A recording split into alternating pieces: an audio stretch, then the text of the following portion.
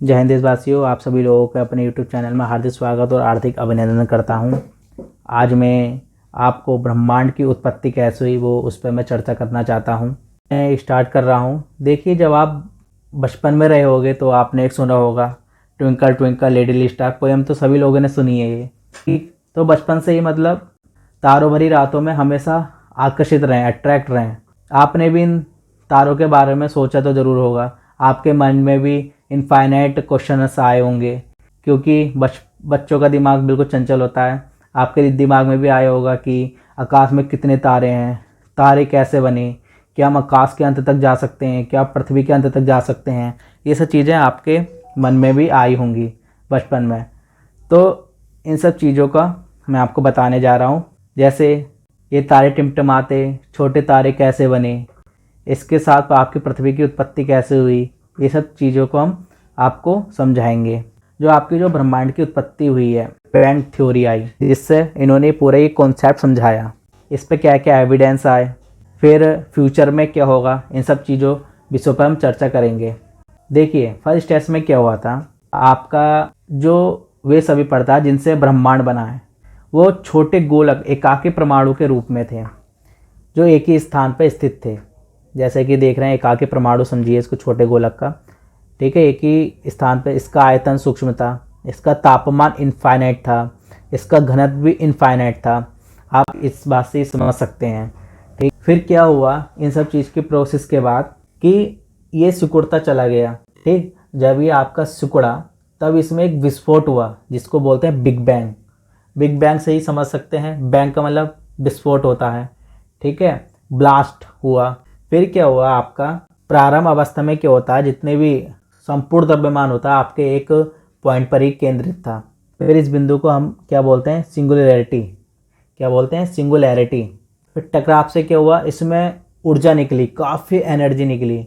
इसमें एनर्जी निकली, फिर आपका इसमें क्या हुआ, गुरुत्वाकर्षण में भी वृद्धि होने पर क्या हुआ, जो आपका सिंगुलैरिटी अर्थात जो विलक्षणता है, इसमें सिकुड़ना प्रारंभ किया और फिर एक महाविस्फोट शुरू हो गया, जैसे कि मैंने अभी आपको बताया। इसके बाद क्या हुआ, ब्रह्मांड में फैलाव हुआ। अब आप समझ सकते हैं 10⁻43 सेकंड में ही इसमें विस्तार होना शुरू कर दिया।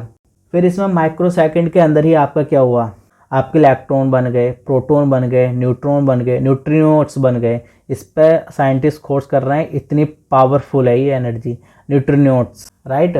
ये सब आपका निर्माण हो गया। फिर 1 सेकंड के अंदर ही आपका नाभिकीय संलयन हो गया, न्यूक्लियर फ्यूज़न क्रिया शुरू हो गई आपकी। फिर इसके बाद न्यूक्लियर फ्यूज़न के बाद क्या होता है, इसके बाद है ना, जब विस्तार में इसकी गति धीमी पड़ गई। बिग बैंग होने के आरंभिक 3 मिनट के अंतर्गत ही पहले परमाणु का निर्माण हो गया, ये आप सभी लोग जानते हैं। फिर इसकी गति बिल्कुल धीरे पड़ गई। फिर इसमें क्या हुआ, आपके तारों का निर्माण हुआ। बिलियन वर्ष बाद ही आपका हाइड्रोजन हीलियम का निर्माण हुआ। फिर इससे बड़े बादलों का निर्माण हुआ। फिर इसमें आकाश गंगाएं बनी। फिर छोटे बादलों ने सिकुड़कर प्रथम तारों का निर्माण किया, ठीक। बिग बैंग की घटना के 15 मिलियन वर्ष बाद क्या हुआ, उस प्रारंभिक तारे का तो विनाश हो गया और इससे निकले हुए पदार्थ द्वारा क्या हुआ, आपके नए तारों से ग्रह बने, उपग्रह बने, राइट। ये सब चीज़ें हुई। देखिए, जब आपके ये तारे थे, कुछ तो गर्म थे, कुछ ठंडे थे। जो ठंडे थे उनका टेम्परेचर 4 डिग्री सेंटीग्रेड और आपको कहीं मिल जाएगा 3500 डिग्री केल्विन तक ये घट गया था। इसका आकार कम से कम 10,000 मिलियन माइल रहा था उस समय पर, ठीक है। फिर इसी से ही आपका स्पेस बना। स्पेस का मतलब दो वस्तुओं के बीच की जगह, इसी से ही बना। यही आपकी वर्तमान स्थिति है। देखिए एविडेंस क्या हुआ, एविडेंस आए थे आपके H.E. हुबले ऑब्जर्व 1920। इन्होंने बताया कि ब्रह्मांड की एक सीमित आयु होने का पहला अवलोकन संबंधित साक्ष्य प्रदान किया। इन्होंने बताया कि आकाशगंगा हमसे जितना अधिक दूर होती है वह उतनी ही तेजी से अंतरिक्ष में घटती हुई प्रतीत होती है। इसका मतलब ब्रह्मांड सभी दिशाओं में समान रूप से फैल रहा है। जैसे आपने बचपन में पतंग उड़ाई होगी। जब आप पतंग उड़ाते हैं, आपके हाथ में जब पतंग होती है तो बड़ा दिखता है। जैसे जैसे आपसे वो जितनी दूर होती जाएगी वो आपसे उतनी ही छोटी दिखती चली जाएगी, राइट। उस बात से आप यहाँ लिंक कर सकते हैं कि आकाशगंगा हमसे जितनी अधिक दूर होती है वह उतनी ही तेज़ी से अंतरिक्ष में घटती हुई प्रतीत होती है।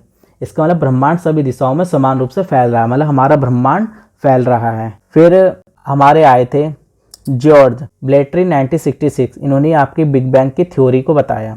इन्होंने बताया कि 15 मिलियन वर्ष पहले या फिर 13.8 बिलियन वर्ष पहले क्या हुआ, छोटे गोलक विस्फोट हुआ, फिर गुरुत्वाकर्षण बढ़ा, फिर यह सिकुड़ा, तब है विस्फोट हुआ।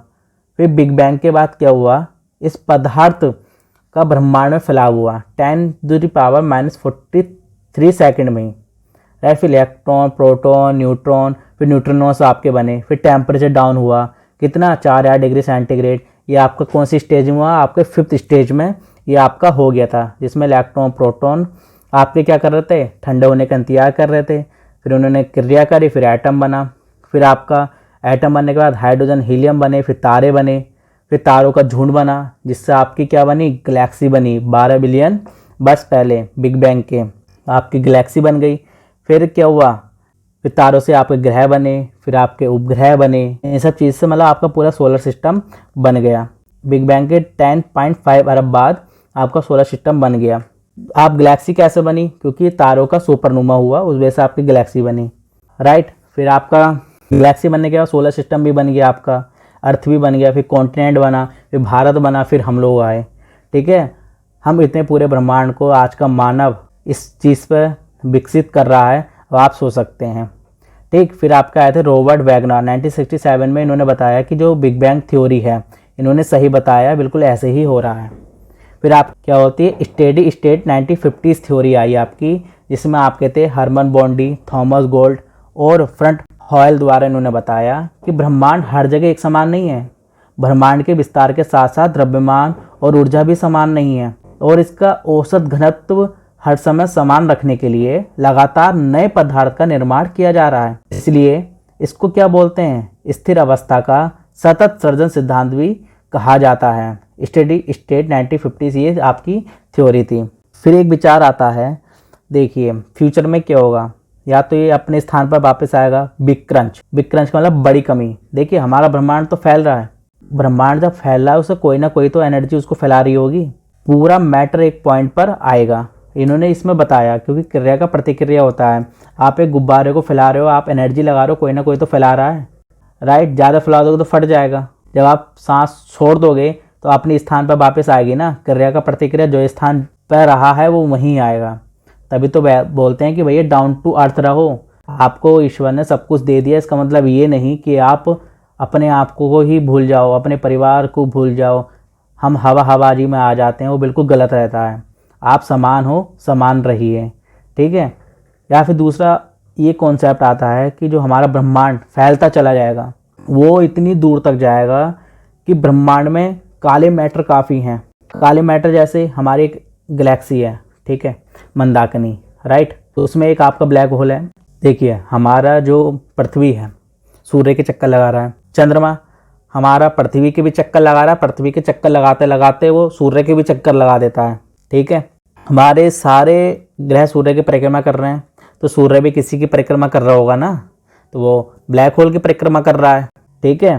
फिर उन्होंने यही बताया कि ब्लैक होल हैं वो इतने दूर तक चले जाएंगे, इतना ब्रह्मांड इतना फैल जाएगा कि वो कभी वापस नहीं आएंगे, इन्होंने ये बताया। देखिए आपका एक सन है, ठीक, सन इस समय नॉर्मल कंडीशन पे है, जब वो रेड होगा, रेड कब होगा, जब हाइड्रोजन हीलियम में संलयन हो जाएगा, ठीक है। फिर क्या होगा, आपके वाइट ड्वार्फ बनेगा, फिर आपका ब्लैक ड्वार्फ बनेगा, फिर आपका ब्लैक होल बन जाएगा। ये बहुत सालों बाद होगा। ये मैंने आपको ये हाइपोथेसिस दी, राइट। फिर मैंने आपको क्या बताया कि ब्रह्मांड में विस्फोट हुआ, फिर विस्फोट होने के बाद ब्रह्मांड फैला, फिर ब्रह्मांड फैल गया, अब भाई अब वो सिकुड़ना शुरू हो जाएगा, ठीक है। इसको हम क्या बोलते हैं, आधुनिक सिद्धांत भी इसको माना जाता है। ये सब चीज़ें फिर मैंने आपको सूर्य का बता दिया था, बफन आपने पढ़ा होगा, बफन हाइपोथेसिस। इसमें क्या था, एक बड़ा जो पुच्छल तारा वो सूर्य के नज़दीक पहुंचा और यह सूर्य से टकरा गया, और इस टकराव के कारण सूर्य से पदार्थ बाहर निकला, और यही पदार्थ आगे चलकर आपके ग्रह उपग्रह में बदल गया, तारों में बदल गया। ये मैंने आपको ये वाला कॉन्सेप्ट आपको बता रखा है, ठीक है। ये सब चीज़ें हैं। फिर बिग बैंग का आप सोचोगे क्या प्रयोग नहीं हुआ, प्रयोग हुआ है, नासा ने भी इसकी प्रयोग की शुरुआत की थी, ठीक है। देखिए जैसे हर धर्म के अलग अलग ग्रंथ होते हैं, उसमें ब्रह्मांड की उत्पत्ति कैसे हुई उसके बारे में उसमें भी कुछ ना कुछ लिखा होगा, जैसे हमारा विष्णु पुराण है, ठीक है। विष्णु पुराण में भी उन्होंने बता दिया था कि ब्रह्मांड की उत्पत्ति कैसे हुई है। तो विष्णु पुराण का अध्याय 2 में 17वां श्लोक है, प्रधान पुरुष वक्त कालास्तु परिभागशः रूपाणि स्थिति सर्गात व्यक्ति सुविधा वेद हेत्वा। इसका मतलब प्रधान प्लस पुरुष प्लस व्यक्त प्लस काल। काल मतलब टाइम, टाइम व्यक्त मतलब मैटर, पुरुष प्लस प्रधान, पुरुष का मतलब एनर्जी, प्रधान मतलब स्पेस, मतलब प्रधान मतलब वॉल्यूम या स्पेस। तभी आपका प्रधान प्लस पुरुष मतलब volume plus space plus energy, इसी से पूरी ब्रह्मांड की उत्पत्ति हुई है। और वही चीज़ हमने पढ़ा है, वही चीज़ तो हमने पढ़ा है, इसमें बताइए हमने क्या गलत पढ़ा।